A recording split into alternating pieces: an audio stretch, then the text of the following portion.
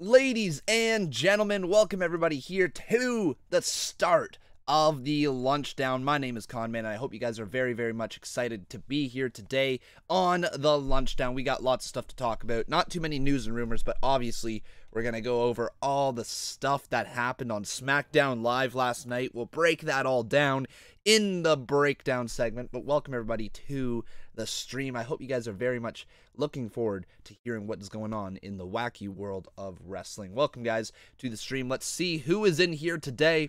I think we're going to have a few fans in here. I think we're going to have a few people watching. I think so. I see the Dark Tower. I see Gamer Awakens. That's nice. Dean Ambrose fan. Sofia Barajas. There we go. Ethan Mitchell, you're in here. That's cool to see. Welcome, guys. Welcome to the stream. All right. So, obviously, I like to give this a couple minutes here before people kind of get rolling in and allows people to get into the stream and we can talk away and all that stuff. We've got lots to talk about because, holy moly, guacamole, there was some stuff that happened on Smackdown Live last night. We obviously have Backlash coming up, so I'm going to talk a little bit about that. And then we've also got some news and rumors. Not too many good rumors going around here today. There's just one regarding Backlash. And we're going to start off with that one right now. So, of course, every single day here on the Lunchtime, we take a look at Cage Site Seats Rumor Roundup. And this is an excellent article written each day on CageSiteSeats.com. It has like the 5 biggest rumors going around of the day, all compiled into one place for you guys. So if you guys wish to check out the actual article and read it for yourselves, you can go on over to CageSiteSeats.com to do that. But I will just read this out here for you guys. So the first rumor that is going around for anything really, and it's kind of a big one, is that there is not expected to be any title changes at Backlash. That is something very interesting. Oh, one sec. We got ourselves a donation here. Let me just read this real quick and we'll go into that. So Rahul Kapar says, can't just be me who's getting bored of AJ Shinsuke. Dude, I think it's actually starting to pick up. I think the feud is becoming really excellent. I love heel Nakamura. I think he's really good. But thank you so much, dude, for your $2 donation. We're going to get back in here to this rumors. So with no title changes expected to happen, that means most likely what happens is Shinsuke Nakamura does not walk out of Backlash with the WWE Championship. That means the women's titles are going to stay on hand, so Carmella and Nia Jax. That makes sense that both those would stay on hand. I don't know if there's any other matches that are announced already, but let's do a quick little look at the Backlash card 2018 here, and we'll just see. We'll go over the matches really quick, and we'll take a little look here as to what is expected. So yeah, the title matches. Oh, what is that? What the heck is playing there? The video's just playing in the background. So yeah, the SmackDown Women's Championship, Raw Women's Championship, Intercontinental Championship. I think we all know that one's not changing hands. Seth Rollins has been absolutely killing it recently. Deserves to be the main champion over on Raw, as Brock Lesnar is not defending the Universal title on the regular basis. Then the United States Championship, so it's not expected to change hands either. That could change. I could see Randy Orton or Jeff Hardy walking out of that one with the title. Doesn't matter there. And there's really no other ones. I think we might get a Cruiserweight Championship match between Alexander and Buddy Murphy, considering how 205 Live happened. So I think that's probably what we're going to get. But then I don't see Buddy Murphy winning the title right away either. So, yeah, all these matches seemingly are not going to change hands. That would make back-to-back pay-per-views with no titles changing hands from the Greatest Royal Rumble to Backlash. And if that happens, man, oh man, WWE is set in their ways with their champions. That is for sure. What's the rumor link again? The rumor roundup. So it's CageSiteSeats.com, okay? Just literally type in on Google rumor roundup and you'll find it. Don't worry about that. The next rumor that we are going to talk about here is that WWE had been using Braun Strowman's green Greatest Royal Rumble Championship title in graphics for Backlash, but they were eventually deleted. It would appear the belt will not be used moving forward. I think we all kind of expected this.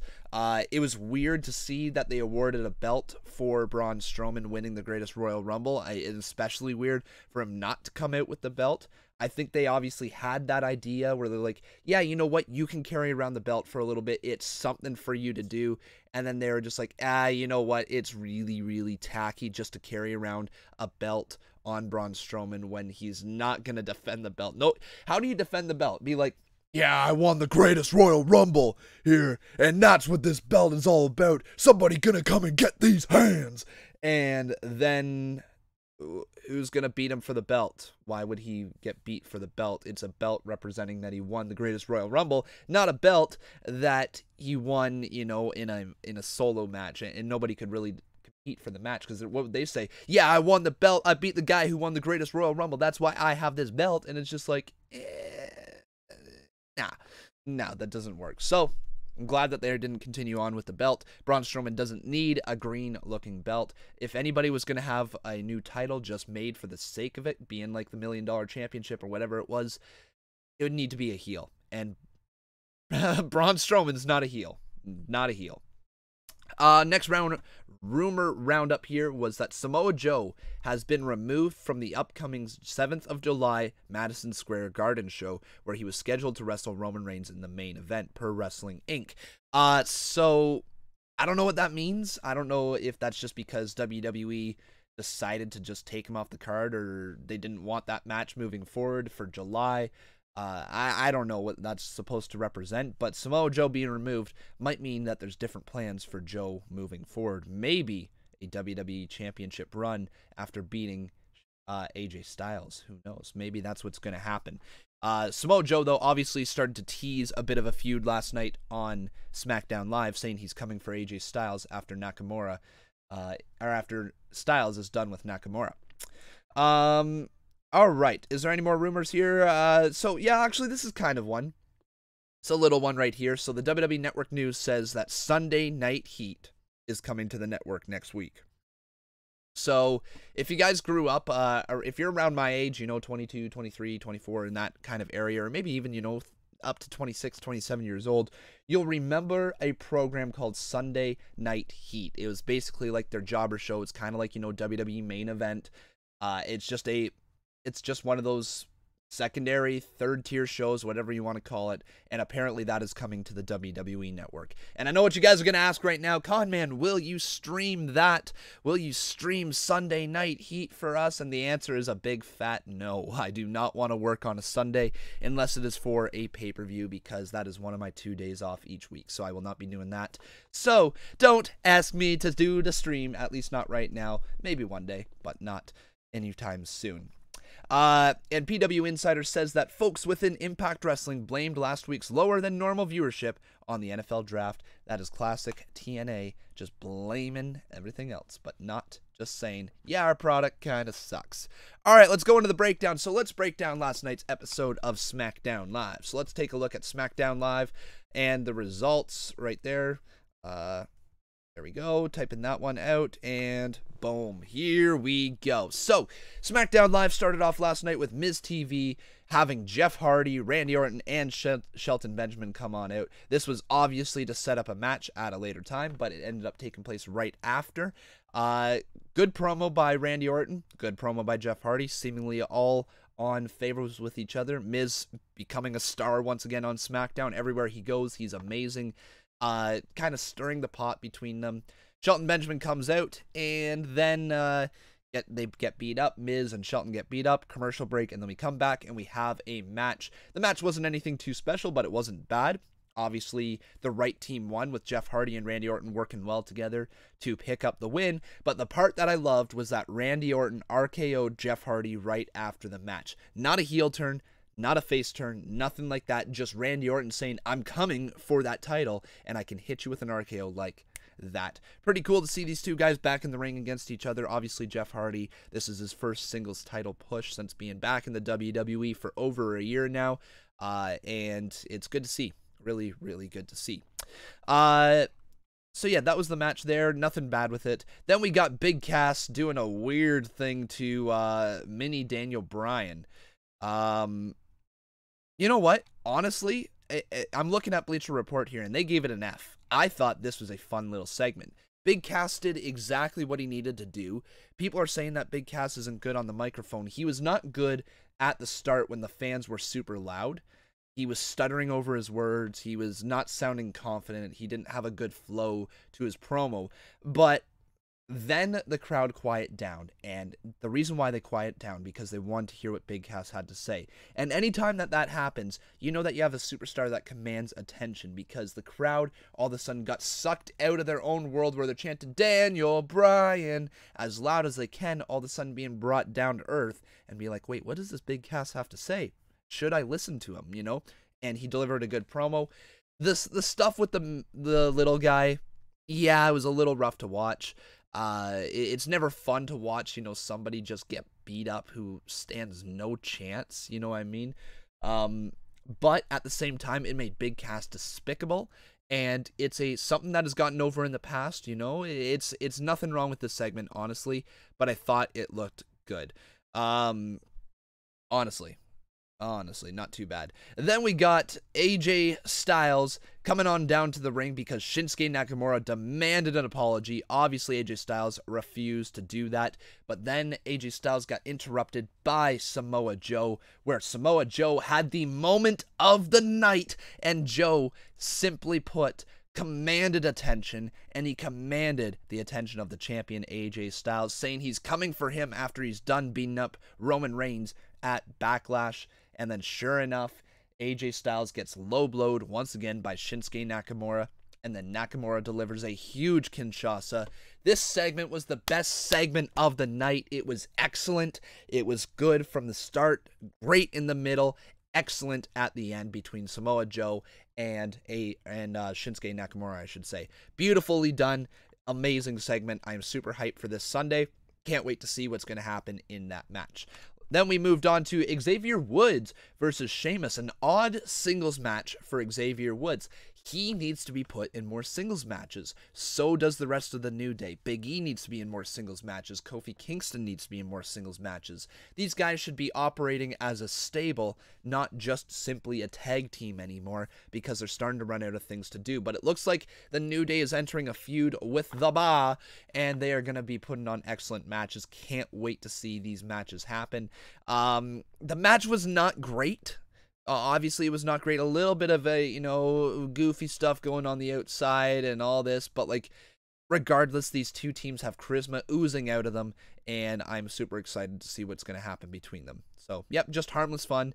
And it was good. Then we got the main event. And we got Charlotte, Becky Lynch, and Asuka versus Carmella, Billie Kay, and Peyton Royce. Good, not great match. The women, you know, I like the fact that they're getting the main event slot. Obviously, the team of Becky Lynch, Charlotte, and Asuka is so much more freaking dominant than that of the Iconics and Carmella. However, I like this trio. I like this trio of Carmella and the Iconics. I think the Iconics could be perfect heaters for Carmella. They are not good on their own, so in singles matches, they are bound to lose. But if they're in a tag team or they're in ringside, they're kind of like the Singh brothers, or they're kind of like, you know, J&J Security, but with a little bit more added oomph to them, you know? And I think if Carmella aligns with them, they're going to have an excellent partnership, and that's how Carmella is most likely going to retain her championship this Sunday. I've got this theory all along that the Iconics were actually brought up with Carmella to be with her, you know, be her partners, basically. And the reason why Carmella won the Money in the Bank cash-in was because the Iconics, right? So it's kind of coming full circle. I like the story, and I like where it's going. All right, guys, so let's get into your questions. What would you guys like to ask me? What would you like to hear from me? What would you like me to talk about? Ask away. We'll do a few questions here. JJ Jordan says, what would you do if I Am Jericho ever retired from WWE? As I said yesterday, man, I would be sad.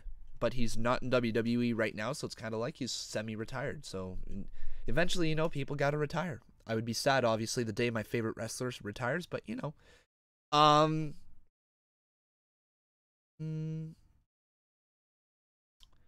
Okay. Let's see here. So Matt Damager says, Batista said WWE won't return his calls. He mentioned he'd be free for WrestleMania 35. Said he'd be interested in a Triple H feud if he returns.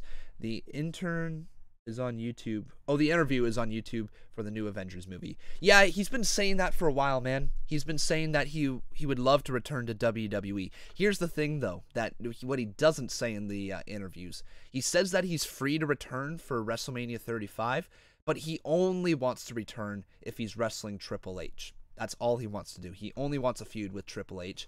And I can understand WWE for maybe not wanting to do that, right? It's two part-timers, right? Like, the fans have been in the past not very receptive to part-timers returning. They think that it takes up a spot.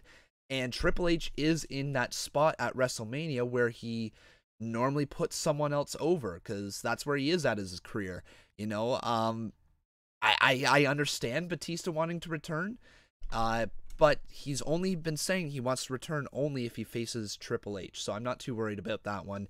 That is on him. If he wants to return and is willing to face someone else, WWE would welcome him back for sure, but he only wants to face Triple H, and that creates a little bit of a problem.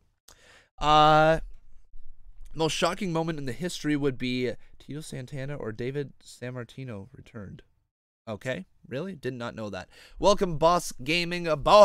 Thank you for joining the stream, guys. But guys, you got to ask some questions. This is the question time. Ask away all your questions that you happen to have, and I will be glad to answer them as we move forward here. We got about a few minutes left in the show as well. So what would you guys like for me to talk about here today?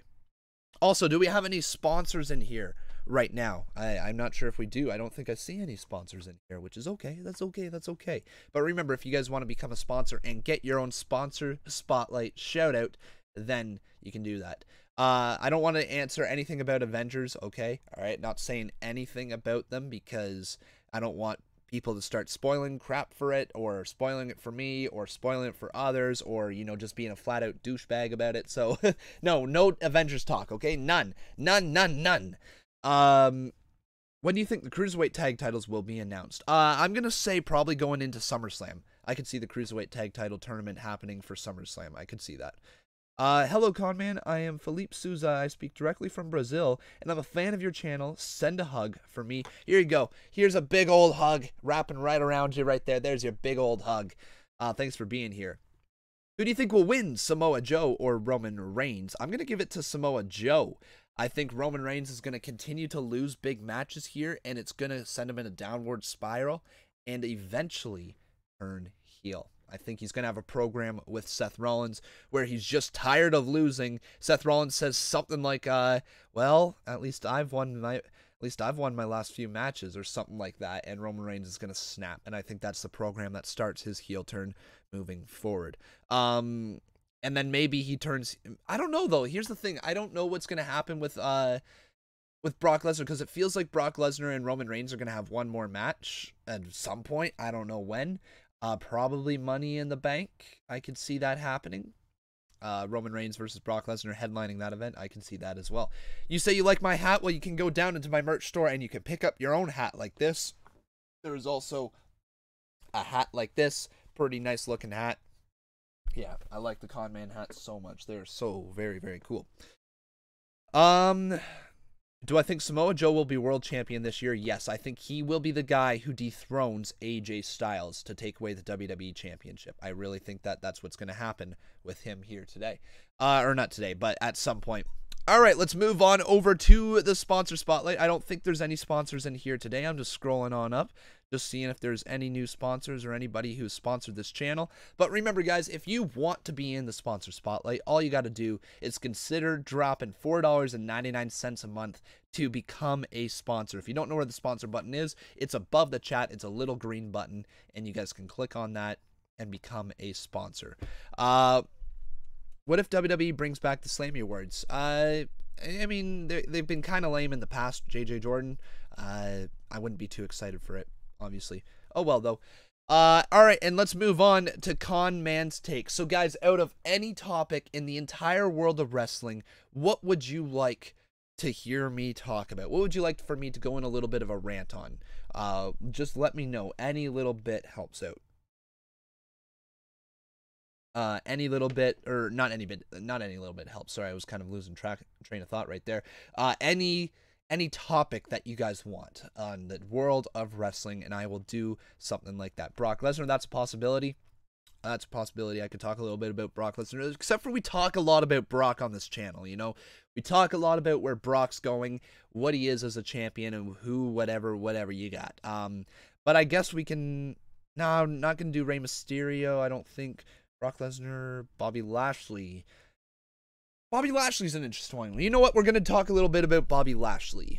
So Conman's Take, this is the segment here where Conman rants on some stuff. So Bobby Lashley. Obviously, Bobby Lashley made his return to WWE after a long time away, and he was, you know, he was kind of killing it over in TNA, but I think a lot of people still to this day don't watch TNA on a regular basis, at least WWE fans. There is TNA fans for sure, but usually TNA fans aren't as hardcore of WWE fans, and WWE fans aren't as hardcore of TNA fans. We know what's going on in TNA, and TNA knows what's going on in WWE, but the two don't ever seem to line up. It's not like, you know, people where they say, I'm a New Japan fan, or I'm a Ring of Honor fan, or whatever.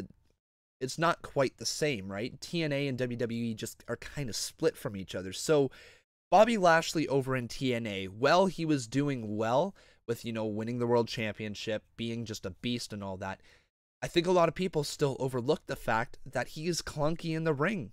He is still that same clunky guy who is just like, I don't know, he's not really all that amazing to watch. It's not that he's bad. It's not that he's, you know, not impressive to look at. It's that there's just something missing with him, right? It's like he stutter steps every single time he does something. And he doesn't really know where he wants to throw people. It seems like when he wants to throw someone outside of the ring, he like grabs them here and he's like stuttering all around, you know, as opposed to straight up just grabbing him and throwing him, right? Like most people do. He stutter steps a lot, and he looks sometimes like he's not confident. I don't know if it's just because he's nervous being back on the WWE grand stage. Maybe that's the thing. It's been a while since he's done that. He's kind of under the microscope with the WWE fans. But man, oh man, like he needs to be a little less clunky in the ring if WWE is going to get him over, because no longer is Bobby Lashley just the only big jacked guy on wrestling, you know. It would make sense, you know, if Bobby Lashley was brought back around, you know, let's say 5 years ago when the indie people were kind of really starting to come up through the ranks, and there wasn't as many big men, you know. It was a lot of, like, the big men were older, like Big Show, like Mark Henry. Those were the guys that were really, really big back then, but they didn't have, like, you know, the physical attributes of Bobby Lashley. So if Bobby Lashley made his return about 5 years ago, then yeah, I know it would be a little better. He would seem to fit in that role of being a monster. But now we got people like Samoa Joe, Brock Lesnar, Roman Reigns. You got Braun Strowman. You just got all these big buff guys now who can freaking kill you. And Bobby Lashley doesn't seem like as big of a monster as he should. I'm not going to say that Bobby Lashley's going to fail for sure in WWE, but I don't think he's going to be in a world title picture like fans expected. I think he's going to be a solid mid-card act. He's going to hang around, you know, the mid-card for a little bit, but he's not going to have any meaningful feuds moving forward. He may, you know, be a third man thrown in the IC championship title picture, or, you know, maybe he will get a triple threat or a fatal four-way match for the WWE championship at some point. Like, you know what I mean? Or for the Universal Championship at some point. But I don't think he's ever going to be the top guy. It just really does not work. Also, he needs a new finisher, like you just said there, Marlon from Nemo. The stalling suplex finisher won't get him over either. No, it won't. He needs a new finisher. Kind of sucks though, because I know he used to do the running power slam, right? And that has been taken by Braun Strowman. He used to do the spear. That has been taken by Roman Reigns. So the stalling suplex just really does not work. He needs a new finisher. I could see something like, you know, give him something like the torture rack. You know, that's a move that we haven't seen in a while. The torture rack, put him on top of your shoulders and literally, like, be breaking people. If you've got that kind of strength, show off your strength. And I know the stalling suplex is certainly a way to show off strength, but that should be your signature.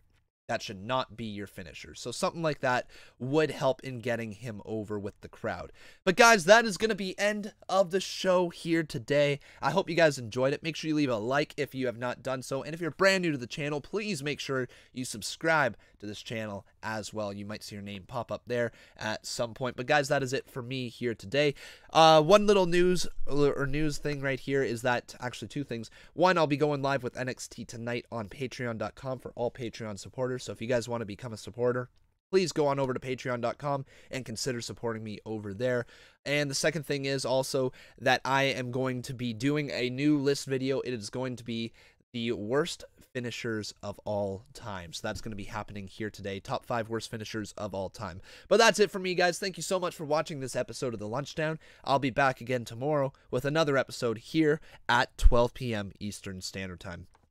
But until then, guys, take care, everybody. Have a great rest of your day, and I'll see you later tonight for some NXT action.